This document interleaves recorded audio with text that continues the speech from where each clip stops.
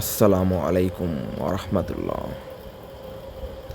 আয়াতুল কুরসি, সূরা আল বাকারা, আয়াত 255।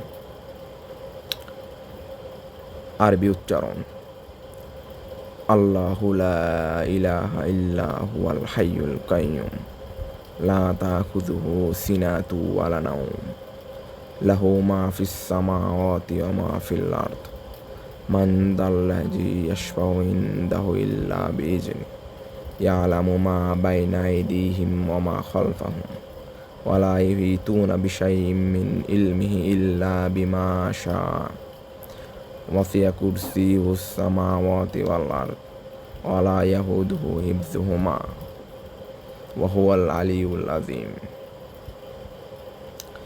বাংলা অনুবাদ: আল্লাহ, তিনি ছাড়া কোনো ইলাহ নেই। তিনি চিরঞ্জীব, সর্বসত্তার ধারক। তাকে তন্দ্রা ও নিদ্রা স্পর্শ করে না।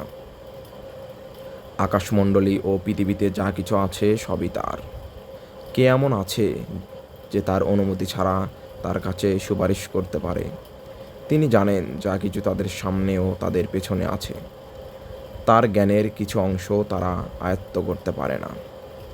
তবে তিনি যতটুকু ইচ্ছা করেন, তার কুরসি আকাশ ও পৃথিবী জুড়ে বিস্তৃত, এবং এই দুটিকে রক্ষা করা তাকে ক্লান্ত করে না। তিনি সর্বোচ্চ, মহান।